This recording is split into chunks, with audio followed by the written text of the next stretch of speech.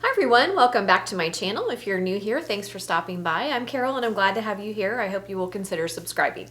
So today is another video that's part of the Canuary 2026 collaboration with Sutton's Days.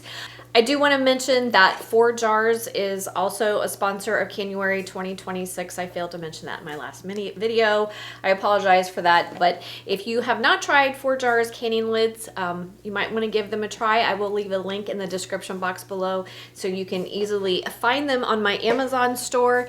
For those of you who choose to do so, if you purchase from any of my Amazon links, I do make a small commission at no additional cost to you. So make sure you check out the links in the description box. A lot of the products that I'm using will be linked there, as they always are. We are going to be doing one of the most requested videos that I get, and it is meals in a jar.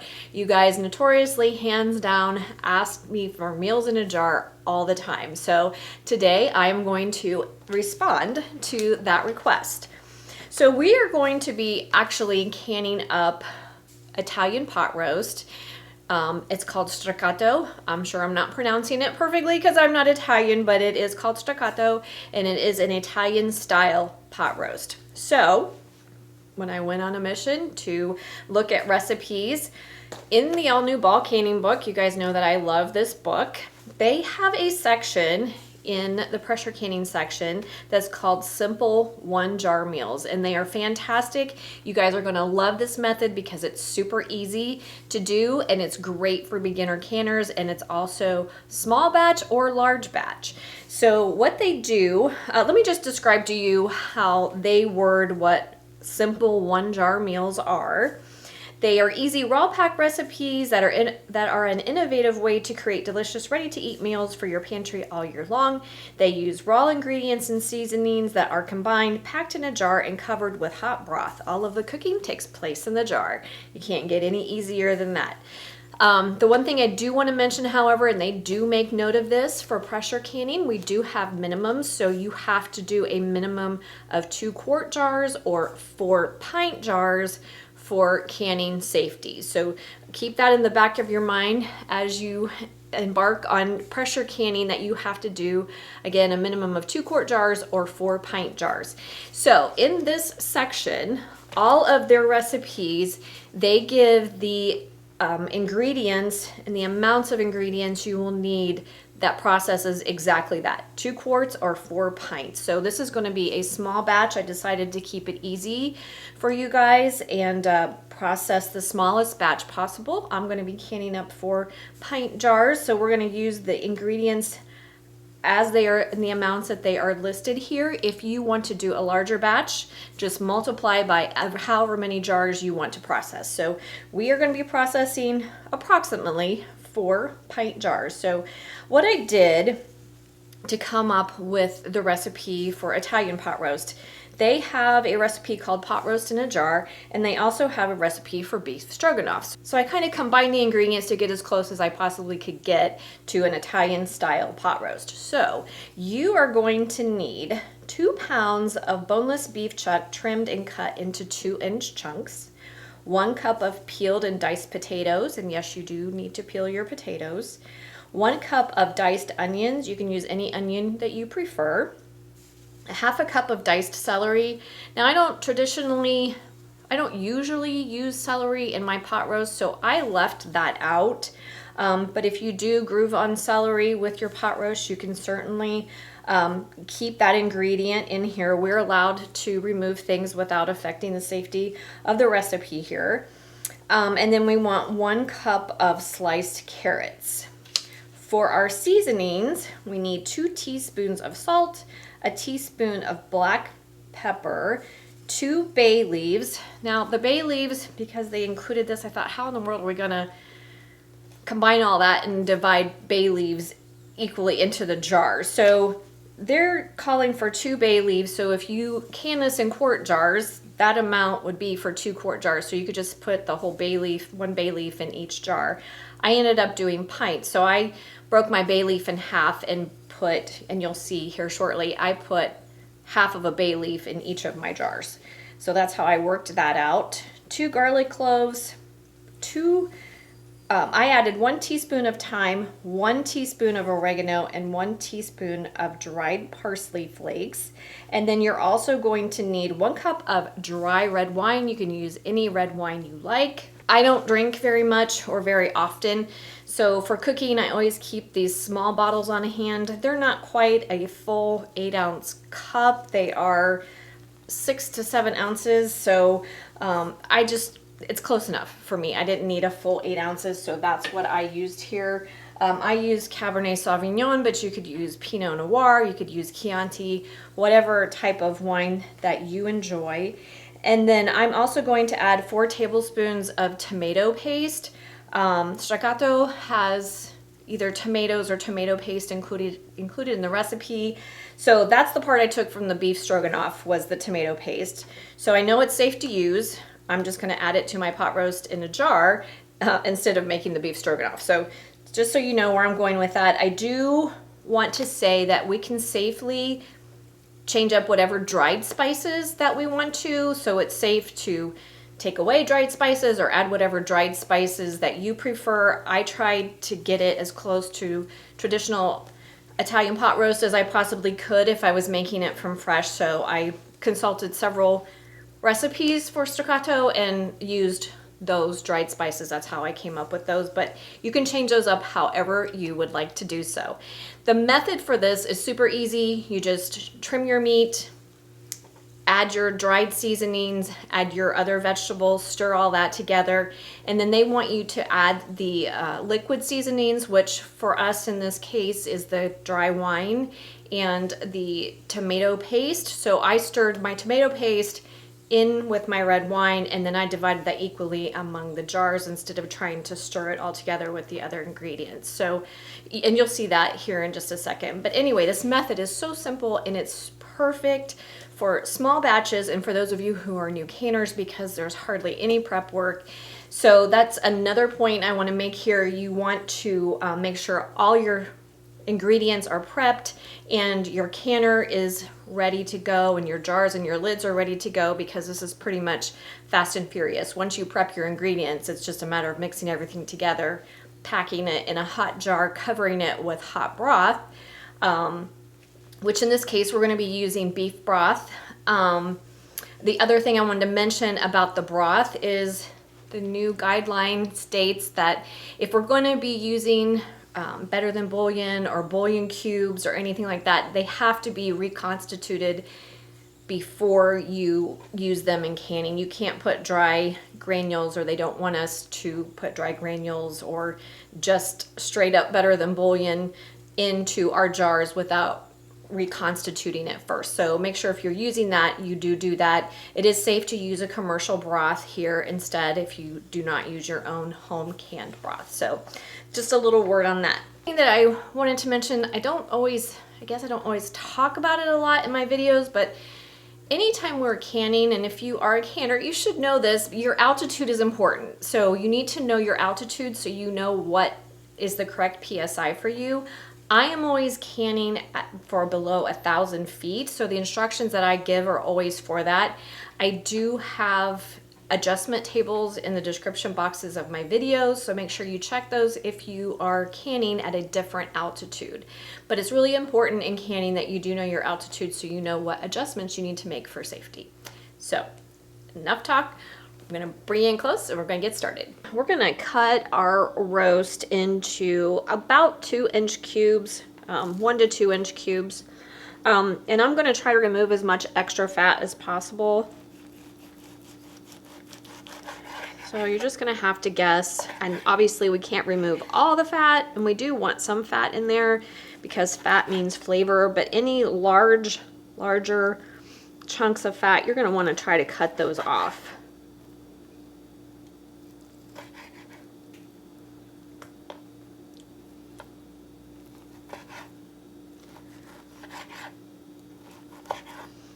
Okay, I have my meat all prepared. So now we're going to add the rest of our veggies. If you're using the 1/2 cup of celery, you can go ahead and put that in. Then we need a cup of sliced carrots, a cup of diced onion, and you can use any type of onion that you want, a cup of diced potato, and then 2 cloves of sliced garlic. So we're gonna mix that together first, kind of get it evenly dispersed. Now we're gonna start adding our spices. So we need a teaspoon of dried thyme, and this is all to taste. If you wanna use more, you can use more. 1 teaspoon of dried oregano, 1 teaspoon of dried parsley flakes. I'm gonna add a teaspoon or 2 of sea salt. I don't wanna use too much because there is salt in my stock that I'm using. Freshly ground black pepper. All right, and then we're going to give that all a stir. We wanna get everything as evenly mixed as possible.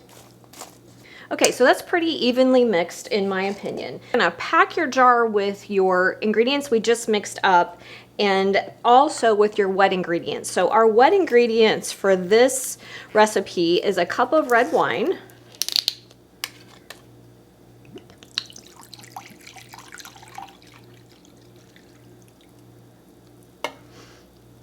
and these little bottles work fantastically. It's not quite a full 8-ounce cup. It's more like 6, I guess, 6 to 7. But I'm not gonna open another one just for this. So one of those little bottles is perfect for me. And then I'm going to, we talked about the tomato paste. I'm going to mix that in because it is kind of a liquid. It's not really a solid. We need 4 tablespoons of that. I'm gonna incorporate that into my wine just to make it a little bit easier to fill my jars. So once you get your tomato paste in with your wine, I'm just gonna use a small whisk and I'm gonna whisk that together. And then I'm gonna divide the liquid evenly among my 4-pint jars. So, okay guys, we are all set for filling our jars.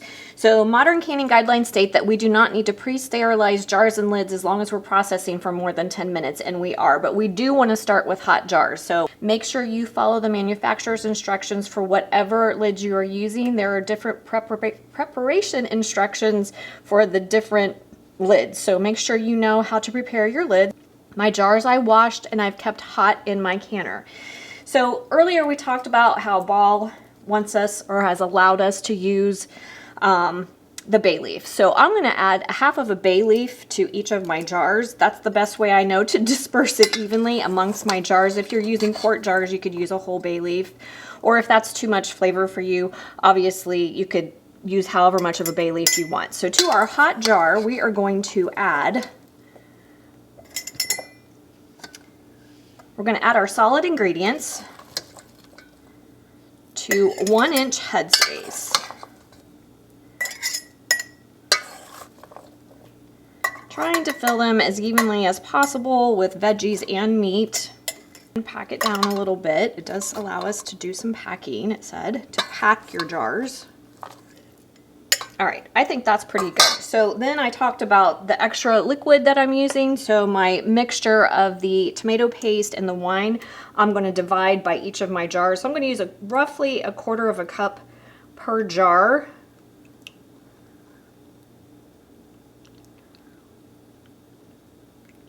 And then we're going to top off our jars with hot stock or broth to the 1-inch headspace. Once you have your jar filled, you're going to use a debubbling tool, plastic butter knife, or a chopstick to release your air bubbles. When you do that, your headspace may change. If it does, you can add more liquid if you need to. You just want to make sure all of your ingredients are covered by your liquid. Headspace is important, so you just want to make sure you don't go over the headspace. All right, so I still have enough liquid in there to cover everything, and I'm at a better 1-inch headspace. So now we are going to, I like to take a paper towel that's dipped in white vinegar to clean my rims. And then we're going to center our lids and then add our bands to fingertip tight. And in the canner they go. I did forget to mention that I have 3 inches of simmering water in the bottom of my All-American pressure canner. That is standard, so make sure you have simmering water in the bottom of your canner.